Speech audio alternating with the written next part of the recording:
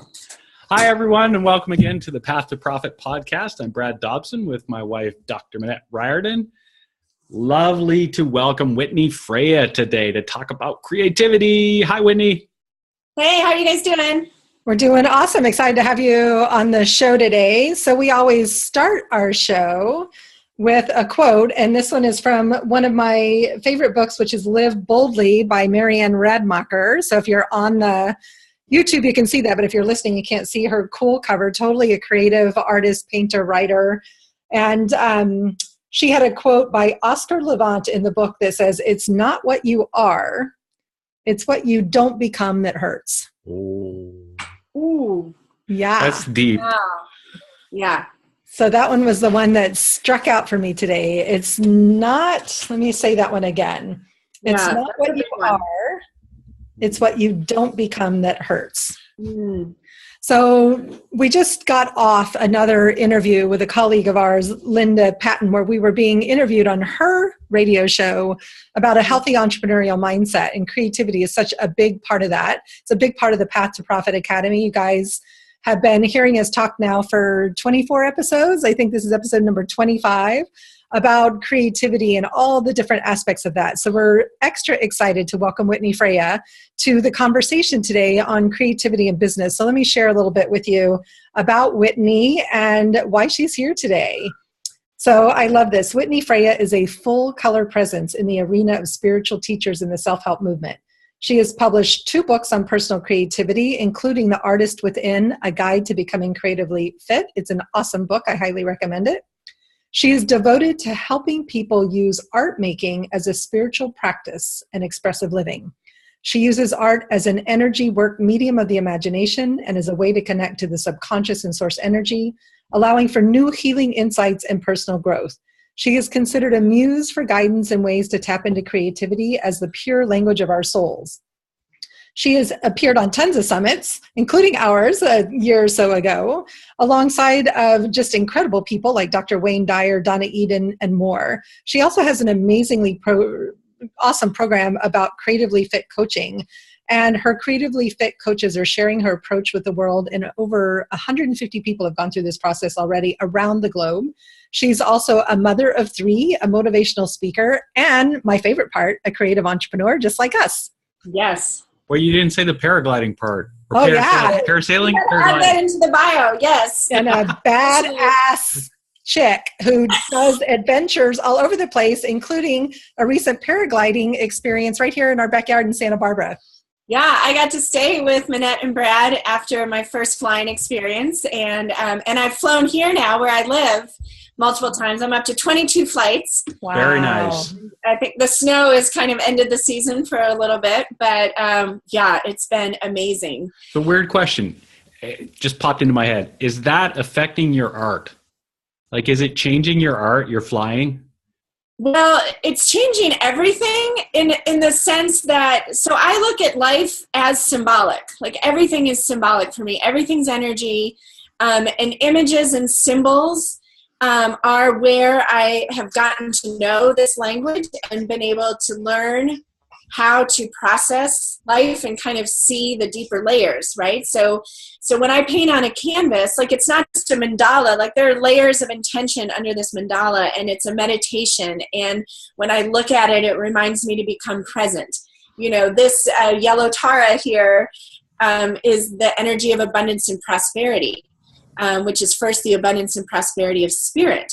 And so all the paintings are alive, and when I'm creating them, it's a conversation, and I'm receiving, you know, like downloads as I paint these different images that are specific to the images, right? I mean, I get different information if I'm painting a coyote than a mandala than a Buddha. So you take that beyond the canvas into the art that is your life, which is the only thing that I'm interested in people doing with the art making. Like, it's not just about the product. It's about how can I really create my most, you know, expressive and profitable and abundant and high service business.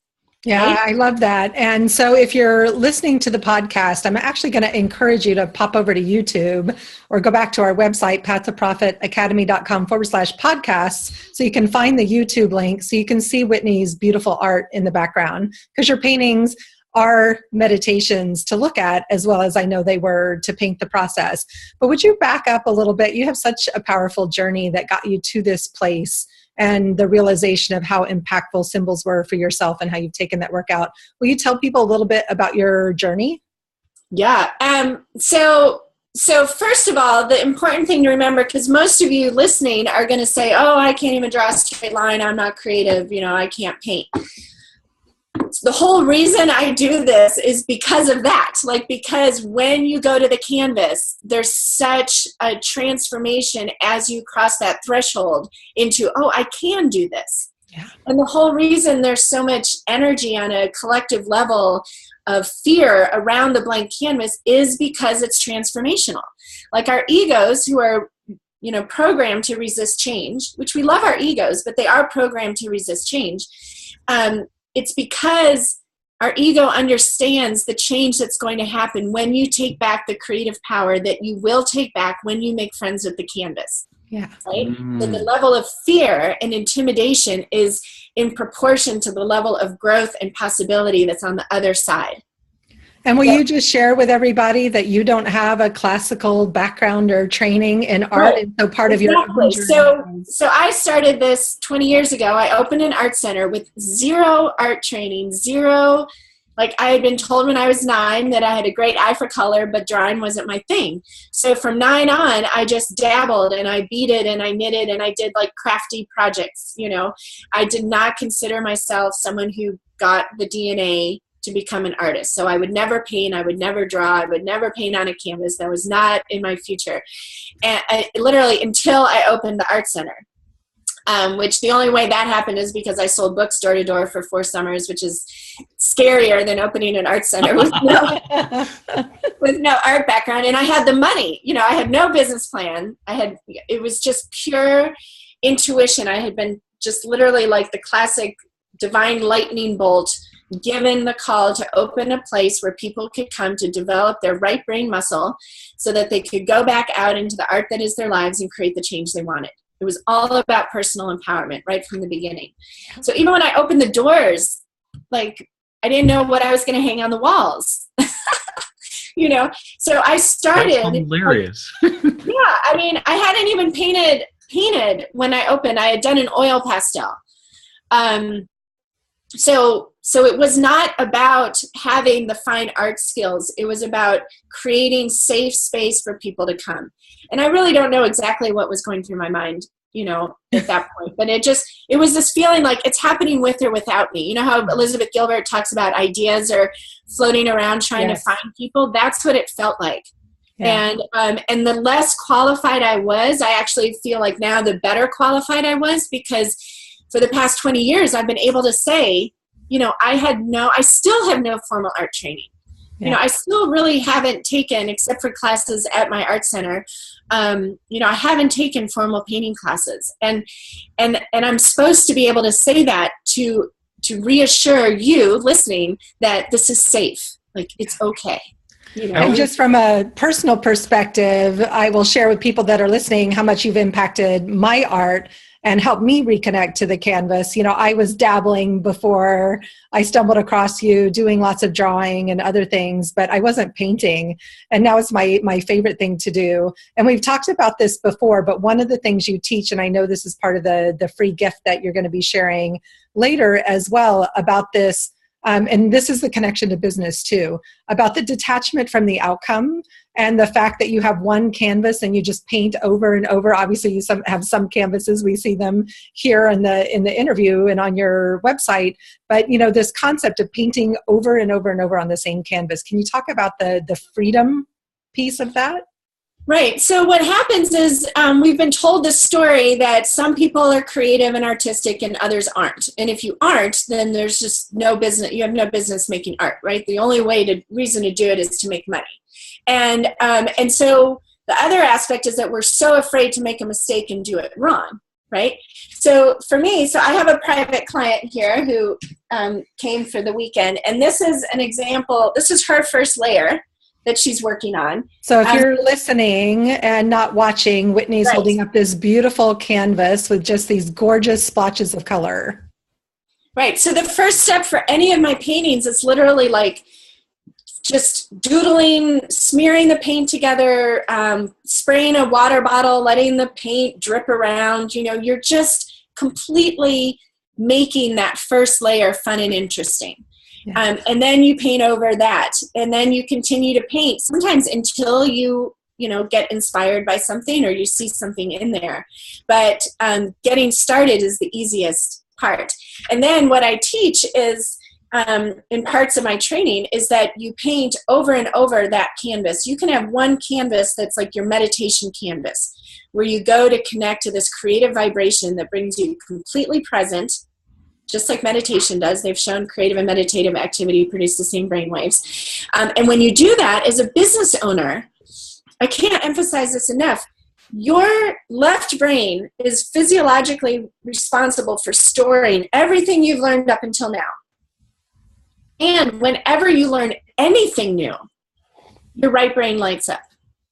So as an entrepreneur, who a lot of us, spend a lot of time alone in front of the computer, and we're constantly having to come up with new ideas and new ways of marketing and speaking to our clients, and what do we want to offer and what's the need and all of these things. And if any of you would love to get the input of your infinite creative self, right, that has access to all the wisdom in the entire universe, knows exactly where you're heading, what your highest path is, then you want to go to the canvas and literally just tune into that mental frequency where you can get like, what if I did this?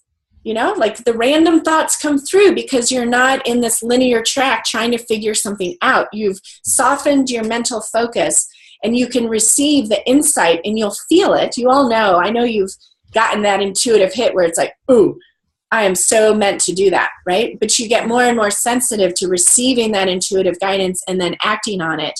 And sometimes when you act on it, it's not logical, right? Like it's going to raise some eyebrows, and that your business will be served. Yeah, I'm fascinated by this concept of art as transformation. Mm-hmm. I've got this picture in my head. I saw this somewhere on social media the other day, and it was a picture. You see them with the wine and paint businesses where you go in and couples or whatever go in and they paint a specific thing and they have some wine, and it's a group shot of everybody's paintings and they're all roughly the same, maybe a bridge or something in Paris. And then the old curmudgeonly husband has just painted big letters, "You can't make me," or "I'm not going to do this." And it was really hilarious. But when I put it through the filter of what you just said, that person's really saying, I'm not willing to change. I'm not willing to transform. Yeah. And even, it's sort of more than just well, I don't know how to paint or I can't draw lines or whatever it is. It's more than that. They're actually saying, I'm not willing to change. Right. Right. And again, because everything's symbolic, right? Yeah. Right. Yeah. So I have another question about that. So my creativity comes in different forms. I like to doodle and things like that, but I'm more of a musical person. Mm-hmm. Do you think I can apply the same concepts as hitting the canvas? So yes, it's a yes and answer, right? Okay. So absolutely, I think all the arts, music, dance, all of the creative arts that don't have a logical, practical reason to do them, right? First of all, every culture forever has always danced and made music and made art, right? Yeah. Back when survival was like number one on the to-do list, we still danced and drummed and made art. So right. Why did we do that? Because at that point, we understood really better than we do now how intimately connected we are to both the earth and whatever lies beyond the physical realm, right? The source energy or great spirit. And so yes, I think you can use, for example, let's say music. So if you're going to play music, you may become more conscious of the music you're going to play because of the energy that you want to bathe yourself in, mm-hmm. right? Right. And then on the flip side, for you, if the canvas, see, it's just a question of, am I resisting the canvas because I don't want a mistake and I'm afraid I'm not going to look good. Right. Or am I resisting the canvas because I don't feel any need, right? And so what I would argue is that probably there's an element of, I don't think that's safe for me to go there because I'm not sure I'm good enough at it. Right. And so you could go to the canvas. You might, like I could do a, 2-day, 1-day, I don't know, whatever package with you, a session where by the end of that 2 days, you've got the canvas, Gotcha. right? You're not afraid of it. You're not afraid of making a mistake. Now it's a tool you have access to. You might just go back to the music because now you understand.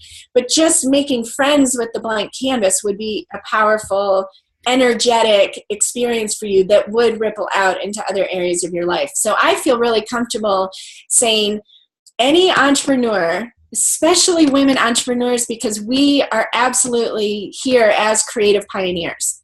Like, we're women, we own our own business, we have a level of independence that is unprecedented in modern history, right?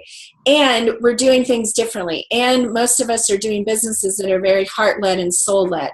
So you are creative pioneers here to help create into reality this new earth, where our earth isn't being raped and pillaged and mined and destroyed for corporate gain, right? So I'm just, these days we can't mince words too much. So as a women entrepreneur, or a man, of course, if you have any of that fear or resistance to the blank canvas, please do whatever it's going to take for you to get over that, because it's not about the canvas. There's an activation that happens.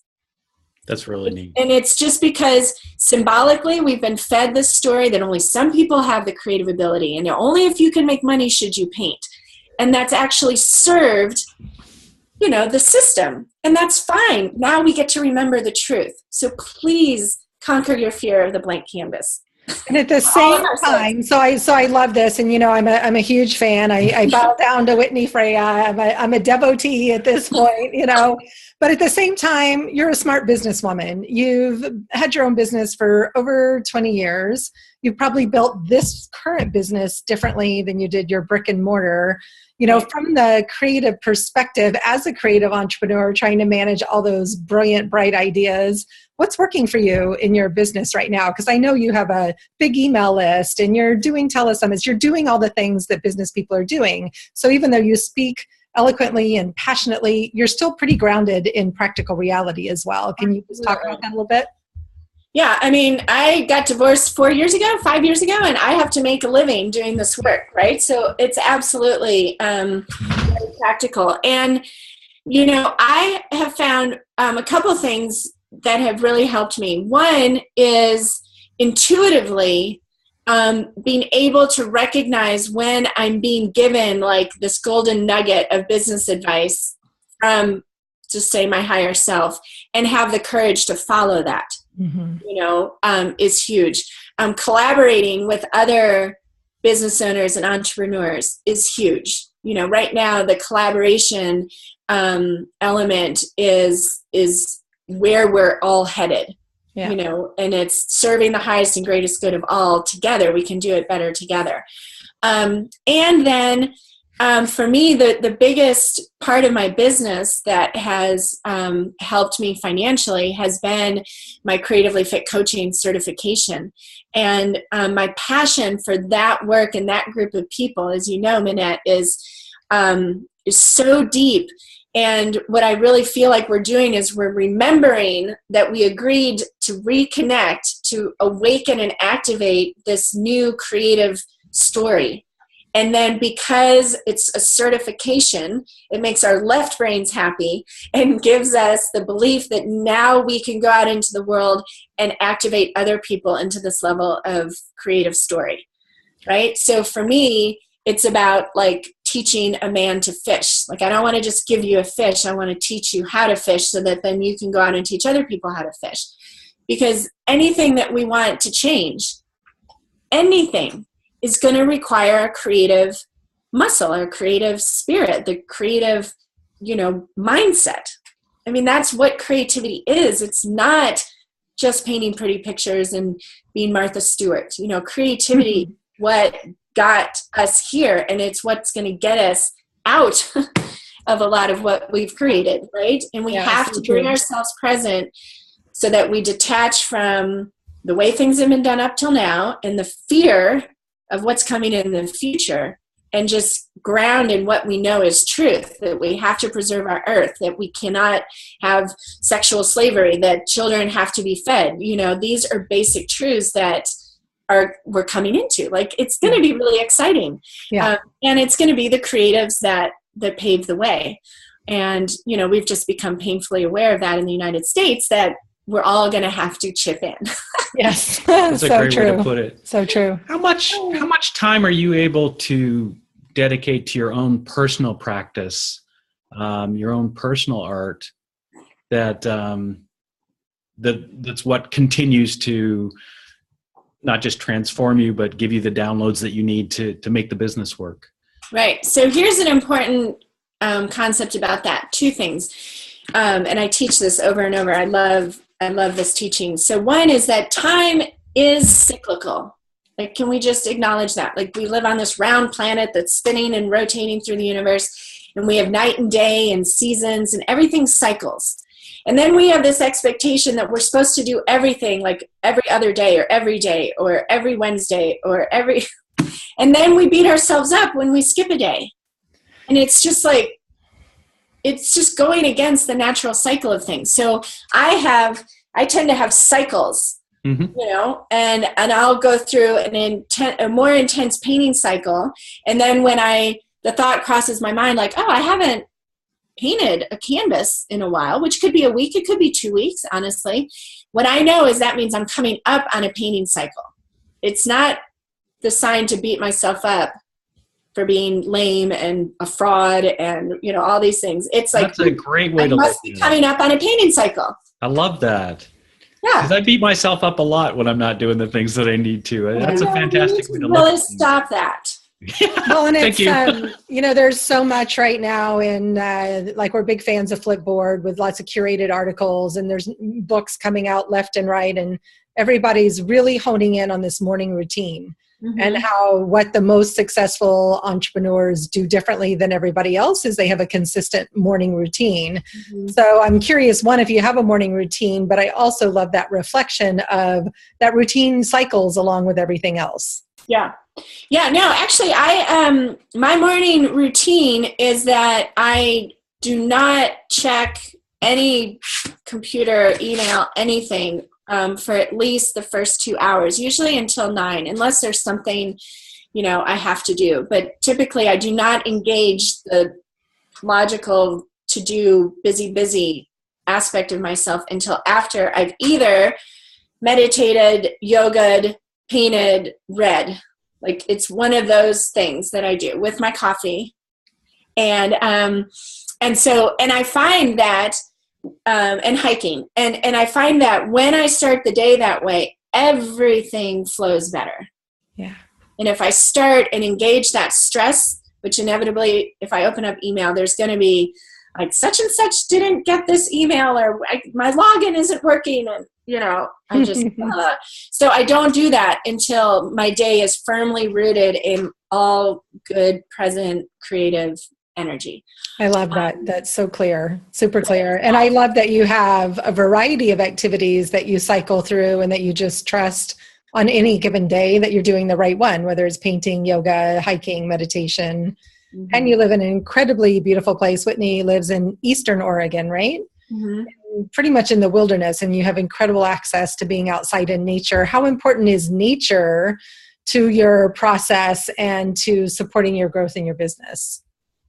Well, it's huge. You know, I mean, I moved here in 2011, 2012. I mean, I was like the poster child for 2012, like left the big ranch, the big house, the 13-year marriage, you know, all that, because whatever wasn't in alignment had to shift. And I was living, you know, I live in the mountains, and the mountains have that energy of resonance. It's the metal element. So whatever is not amplifying the energy you want, like, you don't want that, right? And mountains have always had that effect on me, which is interesting. So where I live is so magical that, and I think the whole reason I'm here was to to come back to this land and then to bring other people, whether physically or I'm realizing more and more that what I produce here is different because it's being produced here. Nice. Because this was the last part of the continental U.S. to be settled. It's a part of the United States that has never had war on this land. And it's incredibly geographically isolated. Like 20-mile canyon roads. Well, 20-mile canyon road is the quickest way in. So the road that I picked my friend up at the Lewiston airport, there's a sign 77 miles to the next gas station. I mean, 70, not even a rest area. There's nothing. So it's a very remote, energetically preserved area. And so I would love that. Yeah, for me, it's everything. It's everything. And I think for everybody, understanding the interrelationship and the creative relationship we have with Mother Earth is a call to all of us right now. And as an entrepreneur, I have altars to the 4 directions in my house, and probably 50% of the mornings I go around to the altars calling in the 4 directions, because it makes me feel more expansive. Like if a little problem comes, it's so much littler when I've called in the 4 directions. Nice. You know, when I'm weaving my energy into this entire planet, I can handle more and I can create more. Yeah. So there's just magic tools that we have access to. Yeah, it's so true. I love the way that you're modeling, bringing spirituality and your connection to both your creativity and to the earth to your business, and modeling that people, they need to aspire to that, to be their best selves for their business and for their clients. The further you get away from that, especially as a creative woman entrepreneur that we work with, the further you get away from that, the less you can bring to the world, the less of your unique brilliance. Yeah, and your whole self, right? You know, it's what I see so often with my clients, that they're bringing fragments, right? Like they start a new career and they completely try to shut off everything that they did before as not mattering or not really impacting or influencing what they're doing. And what I've discovered to be most true is that it's when we completely integrate all of our passions and our gifts that we really can be in our zone of genius and connecting with people in a powerful way. Well, just imagine, so if you can accept that you do exist beyond this physical body. I mean, maybe some of you can't grasp that, which is fine. I can't grasp it. I just choose to believe it because it's more fun, really. And if I'm an infinite being, right? So there's the aspect of me that I want involved in my business that is like this all-knowing part of the divine, right? And so it would be like looking down, and if we didn't bring this element into our business, it'd be like letting our 5-year-old self run the business, right? Like imagine, so you'd look at a 5-year-old self and be like, oh, they don't have near the resources and experience yet to run this business, right? But like proportionate, that's what we're doing when we don't bring in our higher self to our business. We're saying like, analogy. oh, our puny little earth brain, like I'm just going to figure this out and so I can pay the mortgage. Like, sure, there's nothing wrong with that. But what we're stepping into is an understanding of we're here to share our gifts, and they can absolutely come through in the form of a business, because then we get to spend more time doing it. Right. Yeah. And then we want that infinite higher perspective, because otherwise we're just pulling from, like the littlest little, like Carl Jung compared the conscious mind to a wine cork and the unconscious to the entire ocean. So it's kind of the same kind of thing. Like, do you want to be like, we're the wine cork, or the aspect of ourselves that is bigger than the entire ocean, right? Yeah, it's beautiful. It has no end. So that, I want that. I need that in my business. I love that. What do, along those lines, what do people say to you or about Whitney Freya that you have brought them? What transformation do they say? What do you hear over and over again? Well, that's a powerful question, because sometimes it's hard for me to receive it. And it's taken me a while to understand that part of what probably the biggest thing that I provide is this energy of creative possibility and what I activate in people, right? Which is not something that, like, your ego doesn't resonate with that, right? Like my ego's like, don't take too much credit or sound to whatever. But I mean, the fact is that all I see is creative potential. All I see is where we're keeping ourselves small or beating ourselves up or being critical, where we're caging ourselves in. And all I see is that you can be free. You can be 100% authentic. You can grow your business as much as you want to grow it. It just takes the perspective, the right perspective, the right lens to be looking at this through.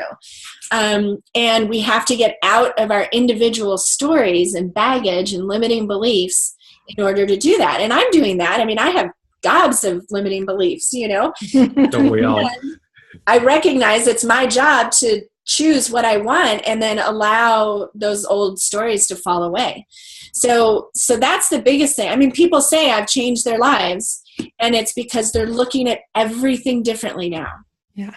So true. I love that. So tell us, working out perfectly, Yes, exactly. I love that. I say that all the time. Everything is working out perfectly for me. Yeah. Mm-hmm. So tell us what's new. We got a few more minutes here. So I know you've got some fun new stuff that you've been creating lately.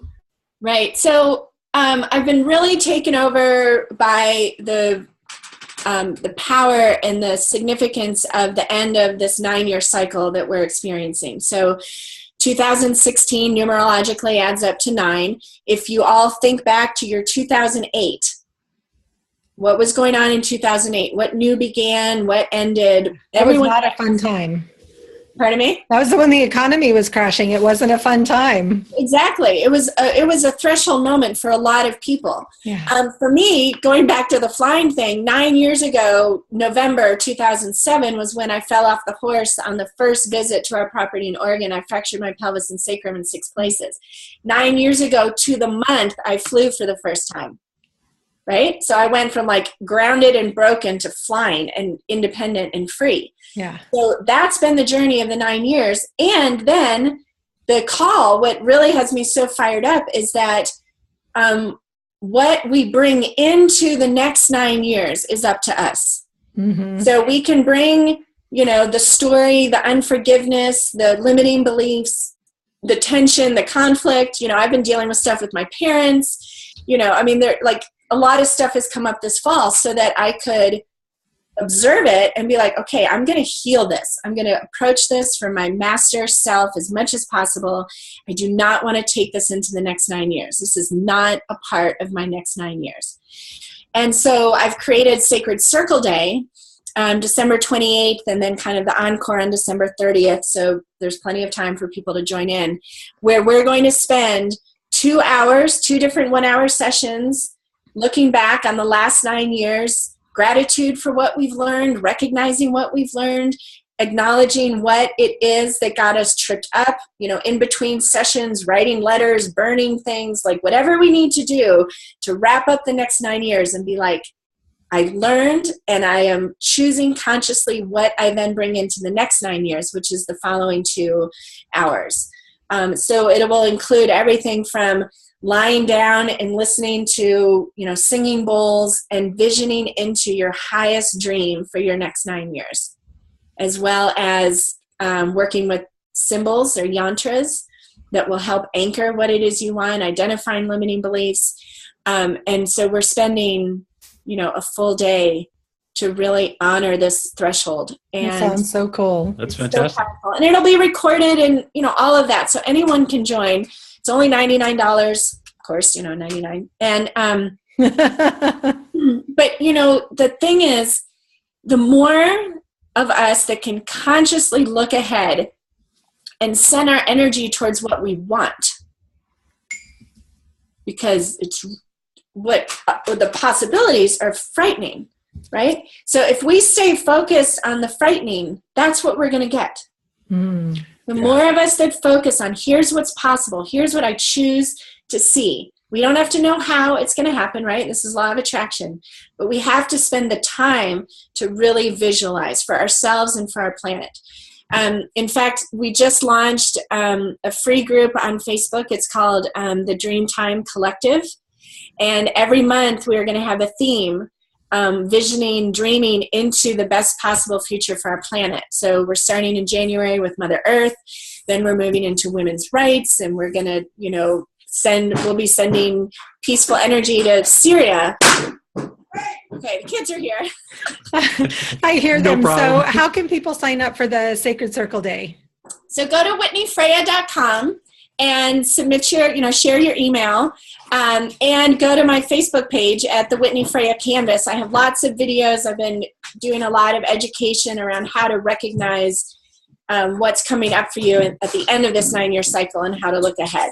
Awesome. I love this. Me and you, we're resonating today. It's totally my attitude to, words matter, your thoughts matter, what you're putting out there matters. And I flat out refuse to buy into the fear. And I'd much rather take a completely different tack and put our best stuff out there. Right. I just love where you're coming from with that. Great stuff, Whitney. Thank you so much. Enjoy lunch with your kids. We appreciate your time, and we'll put all the links in the show notes for everybody. Hello.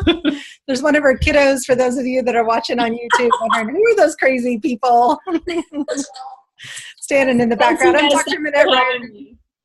Dr. Minette Ryan. This is Brad Dobson with Whitney Freya. This is the Path to Profit podcast, pathtoprofitacademy.com to learn more about what we do. And we'll see you on the next show. Have a great week. Wow, Whitney, thank you so much. Bye-bye. Bye, you guys. Bye.